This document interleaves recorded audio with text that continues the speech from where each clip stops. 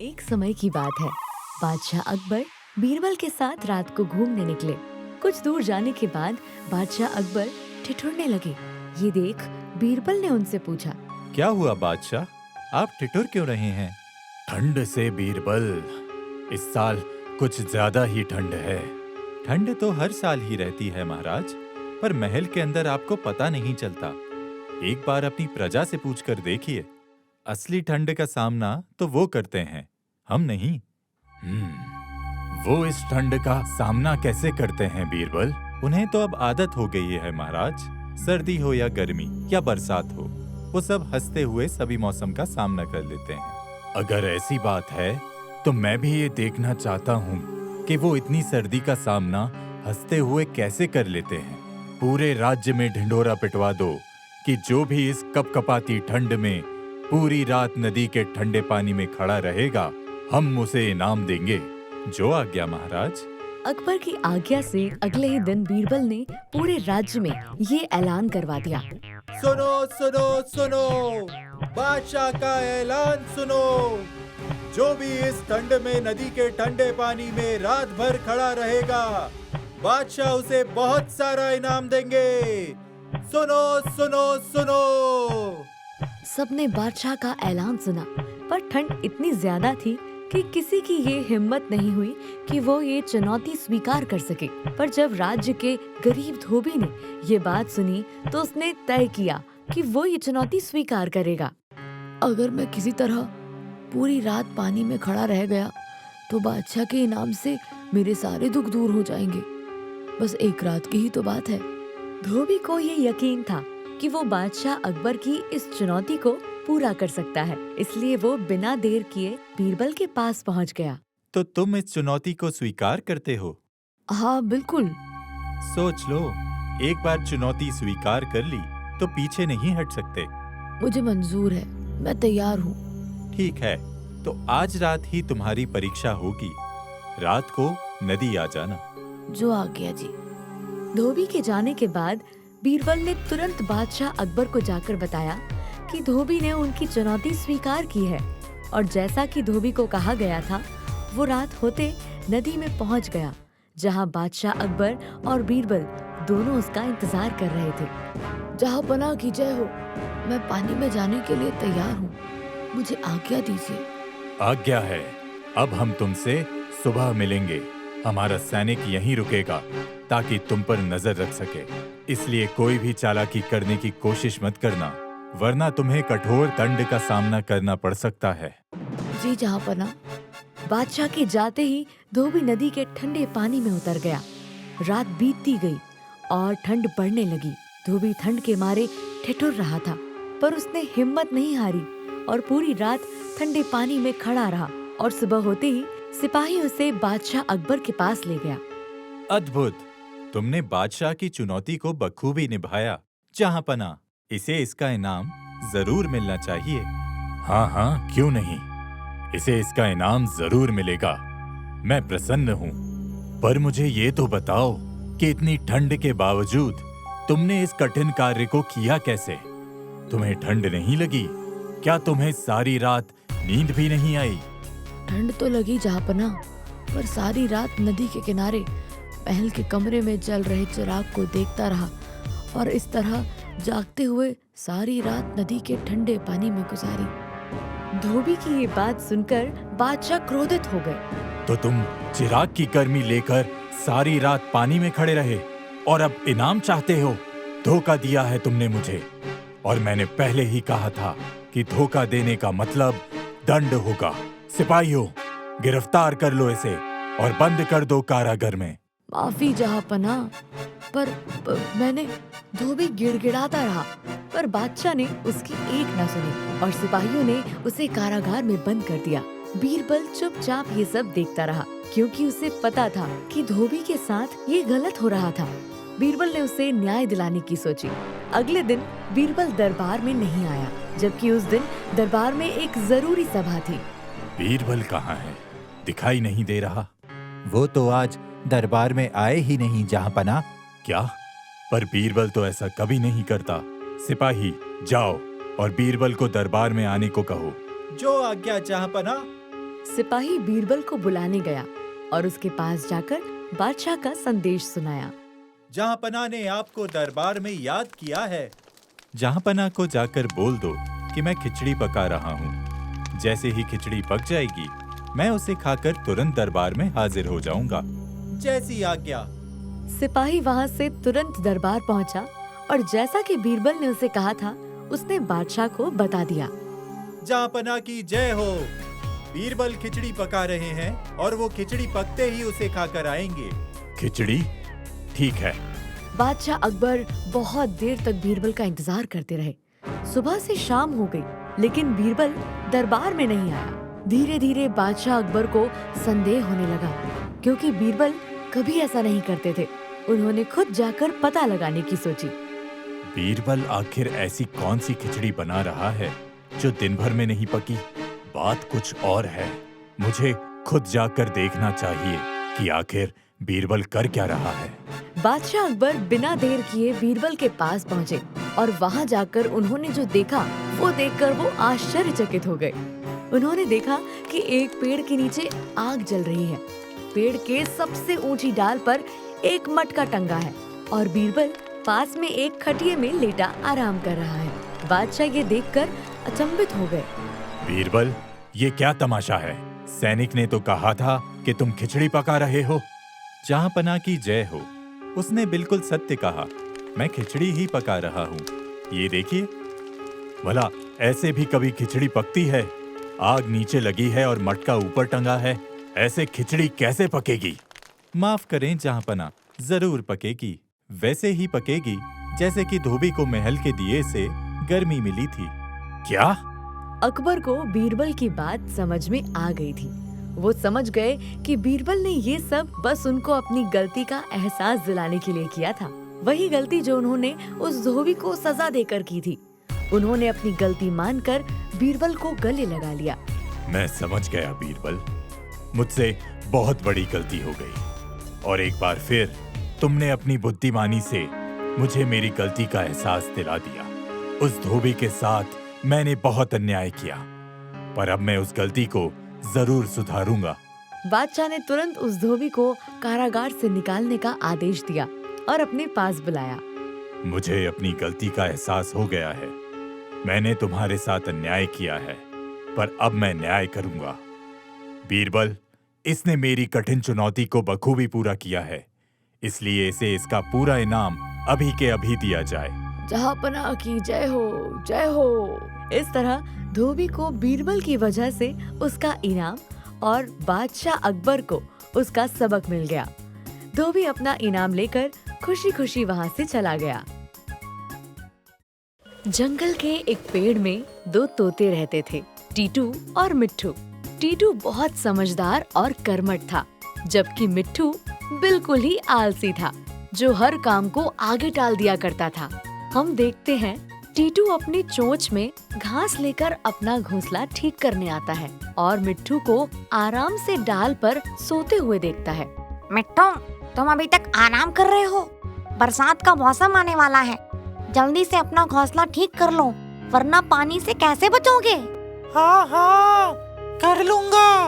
इतनी भी जल्दी क्या है? अभी तो बरसात आने में बहुत समय है। जब आएगा तो देखूंगा। अभी मुझे आराम करने दो। किट्टू, मेरे बच्चे, क्या हुआ? मैं बेल से पेड़ पर चढ़ने की कोशिश कर रहा था। मेरा पैर फिसल गया और मैं गिर गया। तभी टीटू की नजर पेड़ के नीचे पड़ती है और वो देखता है पेड़ की जड़ से एक बेल उगाया है, जो धीरे धीरे पेड़ पर चढ़ रहा है, जिस पर उसका दूसरा बच्चा बिट्टू लटका हुआ है। टीटू बेल देखकर घबरा जाता है। ओह, ये बेल कब उगा? बिट्टू, जल्दी वहाँ से नीचे उतरो। अगर ये बेल बढ़ते बढ़ते ऊपर हमारे घोंसले तक पहुँच गया, फिर तो कोई भी ऊपर चढ़ सकता है। कहीं कोई शिकारी इस बेल से ऊपर चढ़ गया तो हम सबको पकड़ के ले जाएगा। कुछ तो करना पड़ेगा। टीटू घबराकर तुरंत ये बात मिट्ठू को बताने गया, पर मिट्ठू अभी तक सो रहा था। उसके बच्चे घोंसले से उसे देख रहे थे। इतनी बड़ी मुसीबत हो गई है, लेकिन इस मिट्टू को सोने से फुर्सत ही नहीं है। मिट्टू, मिट्टू, मिट्टू, उठो। हाँ, कौन है? क्या हुआ? अरे मैं हूँ टीटू, मेरे साथ जल्दी नीचे चलो, तुम्हें कुछ दिखाना है। हाँ हाँ चलता हूँ, इतनी जल्दी क्या है, अभी अभी तो सो के उठा हूँ, थोड़ा आराम तो कर लेने दो। सोने के बाद भी आराम? अरे जल्दी चलो, वरना आराम करने के लिए ये घोंसला और तुम दोनों ही नहीं रहेंगे। मतलब ऐसा क्या हो गया? वही तो दिखाने आया हूँ, अब चलो मेरे साथ। ये देखो, ये बेल पेड़ पर चढ़ रहा है। हाँ तो इससे क्या होगा, इसमें डरने वाली कौन सी बात है, बेल ही तो है, चढ़ने दो। अरे अगर ये बेल ऊपर तक चढ़ गई तो कोई भी शिकारी या जानवर इसे पकड़कर ऊपर आ सकता है और हमें पकड़ सकता है। हमें इसे हटाना होगा। चलो इसे काट देते हैं, इससे पहले कि ये और बढ़े। बात तो तुम सही कह रहे हो टीटू, पर अभी तो ये बहुत छोटी है, इतनी जल्दी ऊपर नहीं आने वाली, इसे आराम से कल काट लेंगे, जल्दी क्या है। पर अभी ये बेल नाजुक है, हम इसे आराम से काट सकते हैं। अगर ये बड़ी होकर सख्त हो गई तो फिर हम इसे नहीं काट पाएंगे। अरे काट कैसे नहीं पाएंगे, हमारी नुकीली और तेज चोंच किस दिन काम आएंगे। तुम्हें ज्यादा परेशान होने की जरूरत नहीं है, अब चलो आराम करते हैं। मिट्ठू चलो उस बेल को काट दें, नहीं तो बहुत बुरा हो सकता है। हाँ हाँ काट देंगे, इतनी जल्दी भी क्या है। टीटू के बार बार समझाने पर भी मिट्ठू को बात समझ में नहीं आई, पर टीटू उस बेल को देखकर डर गया था। लेकिन बेल को काटना अकेले उसके बस की बात नहीं थी। हम देखते हैं टीटू चुपचाप टेंशन में नीचे बैठ के पेड़ में चढ़ती बेल को देख रहा है। फिर वो जाके उसे काटने की कोशिश करता है, लेकिन बेल बहुत कोशिश के बाद भी नहीं कटती। ऐसे धीरे धीरे तो बेल काटने में बहुत समय लग जाएगा। मिट्ठू की मदद के बिना ये संभव नहीं है। टीटू के पास अब और कोई उपाय नहीं था सिवाय मिट्ठू का इंतजार करने के।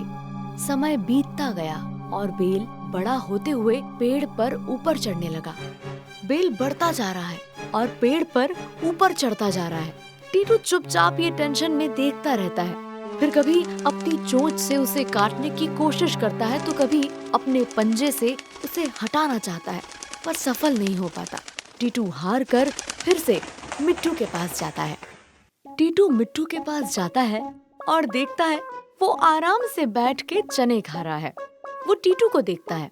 टीटू मेरे दोस्त, आओ आओ चने खाओ। मिट्ठू हमारे ऊपर इतना बड़ा संकट आने वाला है और तुम यहाँ मजे से चने खा रहे हो। वो बेल बढ़कर बिल्कुल ऊपर आ गया है, हमें उसे काट देना चाहिए। अच्छा वो बेल, तुम अभी तक उसी की चिंता में हो, वो अभी भी बहुत नीचे है, तुम चिंता मत करो, हम मिलकर उसे काट देंगे। अभी अभी चने खाए हैं, थोड़ा आराम तो कर लूं, फिर इसके बारे में सोचते हैं। मिट्ठू ने अपने आलस के कारण फिर एक बार टीटू की बात टाल दी।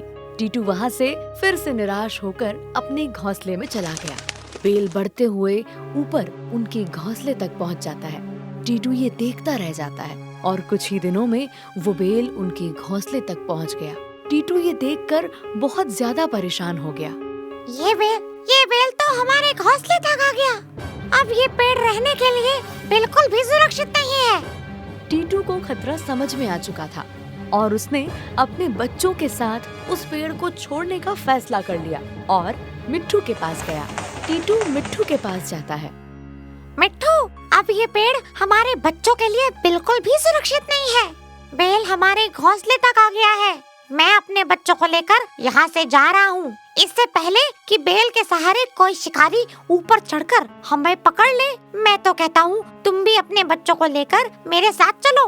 टीटू, तुम बेकार में परेशान हो रहे हो, यहाँ इस जंगल में कोई नहीं आने वाला, घर छोड़कर जाने की क्या जरूरत है। शिकारी को आना होता तो अब तक आ भी जाता। तुम्हें जाना है तो जाओ, मैं कहीं नहीं जाऊंगा। मिट्ठू अपने आलस के कारण फिर से टीटू की बात नहीं सुनता। टीटू अपने बच्चों को लेकर वहाँ से चला जाता है और जैसा कि टीटू को डर था, एक दिन जंगल में एक शिकारी आया और शिकार की तलाश करने लगा। उसी समय उसकी नजर मिट्ठू के बच्चों पर पड़ी और उसने उन्हें पकड़ने की सोची। वाह, कितने सुंदर तोते के बच्चे हैं। इन्हें मैं पकड़कर अपने साथ ले जाऊंगा। मेरे बच्चे इनके साथ खेलकर बहुत खुश होंगे। शिकारी उसी बेल के सहारे पेड़ पर चढ़ जाता है और चुपके से मिट्ठू के बच्चों को पकड़ के पिंजरे में डाल देता है। बचाओ बचाओ पापा। रुको रुको, मेरे बच्चों को छोड़ दो, छोड़ दो। मिट्ठू चिल्लाता रहा, लेकिन शिकारी ने उसकी एक न सुनी और उनके बच्चों को अपने साथ लेकर चला गया। मिट्ठू अब रोने के अलावा कुछ नहीं कर सकता था। काश मैंने टीटू की बात मान ली होती, मेरे बच्चे। और इस तरह मिट्ठू को अपने आलस के कारण अपने बच्चों से हाथ धोना पड़ा। एक बार की बात है, पहाड़पुर में एक गरीब किसान रहता था जिसका नाम विक्रम था। विक्रम गरीब जरूर था, लेकिन था बहुत बुद्धिमान और मेहनती, जो बहुत मन लगाकर खेती करता था। पर एक साल पहाड़पुर में बिल्कुल भी बारिश नहीं हुई, जिसके कारण विक्रम की सारी फसल खेत में ही बर्बाद हो गई और वो कर्ज के तले दब गया। इतना सारा कर्ज कैसे चुकाऊं? विक्रम बहुत दुखी और परेशान था, क्योंकि कर्जदार रोज उससे आकर अपने पैसे मांगते थे। विक्रम, आज तो मैं अपना पैसा लेकर ही जाऊंगा। पर मेरे पास बिल्कुल पैसे नहीं हैं। मुझे कुछ दिन का समय दे दो, मैं आपकी पाई पाई चुका दूंगा। 1 हफ्ते का समय देता हूँ। अगर तुमने मेरा कर्ज नहीं चुकाया तो तुम्हारा खेत मैं ले लूंगा। नहीं नहीं, ले दे के एक खेत ही तो बचा है मेरे पास। मैं किसी भी तरह 1 हफ्ते में आपका कर्ज चुका दूंगा। विक्रम ने सेठ को पैसे वापस करने का वादा तो कर दिया, पर उसके पास बिल्कुल भी पैसे नहीं थे। और देखते ही देखते 1 हफ्ता गुजर गया, लेकिन पैसों का इंतजाम नहीं हुआ। सेठ तो फिर से पैसे मांगने आ गया। अब क्या करूं? कहीं छुप जाता हूं। विक्रम, अरे कहाँ चले गए?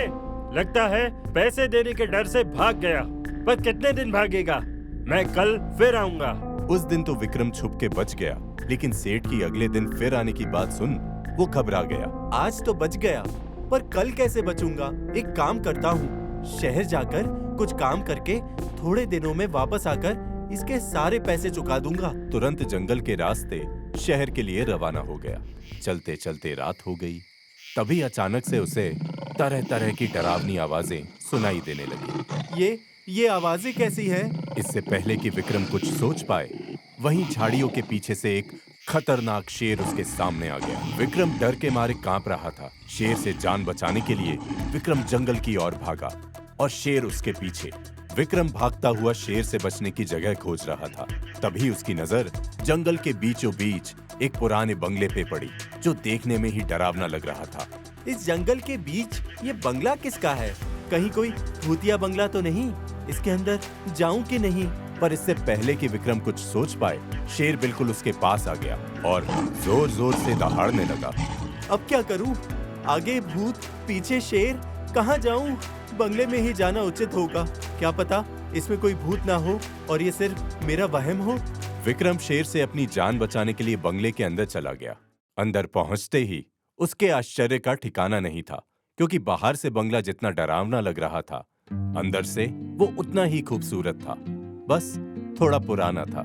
वाह, क्या बंगला है! कोई है?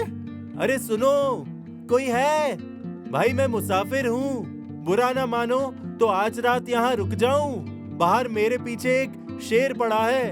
अरे कुछ तो जवाब दो। लगता है यहाँ कोई नहीं रहता। फिर तो मैं यहाँ जितने दिन चाहे रह सकता हूँ। बंगले में किसी को नहीं पाकर विक्रम खुश हो गया, और होता भी क्यों ना, आखिर उसे सेठ और शेर दोनों से छुपने की जगह मिल गई थी। वह आराम से वहाँ सोने की तैयारी करने लगा। विक्रम बेफिक्र होकर आराम से गहरी नींद में सो गया। तभी अचानक वहाँ अजीब अजीब सी डरावनी आवाजें आने लगती हैं और आसपास एक धुआं उठता है और धुएं से एक भूत बाहर आता है। पर विक्रम इन सब से बेखबर आराम से सोता रहता है। भूत उसे गौर से देखता है। बड़े दिनों के बाद आज कोई इंसान महल में आया है। आज इसे खाकर मैं अपना पेट भरूंगा। उठ जाओ इंसान, बहुत हो गया आराम, अब मैं करूंगा तुम्हारा काम तमाम। विक्रम इतनी गहरी नींद में सोया था कि भूत के बार बार उठाने से भी उसकी नींद नहीं खुली। यह देख भूत बहुत गुस्सा हो गया और अपने भूतिया शक्तियों से उसे उठाने लगा। ये कैसा इंसान है जो भूत से डरकर भी नहीं उठ रहा? अभी दिखाता हूँ एक भूत की असली ताकत। ये ऐसे नहीं मानेगा। अभी दिखाता हूँ। कौन है? कौन है? मैं हूँ यहाँ का मालिक, राजा शक्ति सिंह का भूत। भूत? क्या तुम सच में भूत हो? और ये बंगला? हाँ, मैं सच में भूत हूँ। और ये बंगला एक भूतिया बंगला है जिससे आज तक कोई इंसान जिंदा बाहर नहीं जा सका। और अब तुम्हारी बारी है। आज मैं तुम्हें खाके अपना पेट भरूंगा। क्या मुझे खाओगे? अब तैयार हो जाओ मेरा भोजन बनने के लिए। लगता है ये भूत मुझे खाकर ही मानेगा, पर बचने के अंतिम उपाय करके देखने में क्या हर्ज है? तो तुम मुझे खाना चाहते हो? हाँ, वैसे अभी मेरे मरने का समय आया तो नहीं है, पर फिर भी तुम मुझे खुशी खुशी खाओ। मैं भी यही चाहता हूँ, इसलिए तो यहाँ आया हूँ। मतलब मुझे एक ऋषि का वरदान है कि मैं मर के भूतों का राजा बनूंगा। और वैसे भी इस इंसान की जिंदगी से अब मैं तंग आ गया हूँ। मुझे भूतों का राजा बनना है। भूतों का राजा? हाँ, और भूतों का राजा बनकर मैं तुम्हें मेरी नींद तोड़ने की ऐसी कठोर सजा दूंगा कि फिर किसी की नींद तोड़ने लायक नहीं रहोगे। आखिर विक्रम की चाल काम कर गई और भूत उसकी बातों से डर गया। नहीं, ऐसा मत करना। तुम जो कहोगे मैं वो करूंगा। ठीक है, पहले ये बताओ कि इतने बड़े महल में कोई खजाना है कि नहीं? हाँ, मेरे महल का सारा खजाना मैंने भूत बनने के बाद भी संभाल कर रखा है। ठीक है, सारा खजाना लेकर मेरे साथ चलो। अगर तुमने मेरी सेवा अच्छे से की और मैं खुश हुआ, तो भूतों का राजा बनने के बाद मैं तुम्हें अपना मंत्री बना दूंगा। जैसी आज्ञा महाराज। भूत विक्रम की बात मान बंगले का सारा खजाना लेकर उसके साथ उसके घर चला गया। खजाना मिलने के बाद विक्रम ने सबसे पहले सेठ का कर्जा चुकाया और खुशी खुशी अपनी जिंदगी सुखी होकर बिताने लगा। अब उसके पास पैसे की कोई कमी नहीं थी और भूत की वजह से कोई उसे परेशान भी नहीं करता था। इस तरह विक्रम ने अपनी बुद्धि का इस्तेमाल करके भूत से भी बच गया और अपनी सारी समस्याएं भी हल कर ली, क्योंकि अब वो गरीब नहीं, अमीर हो चुका था।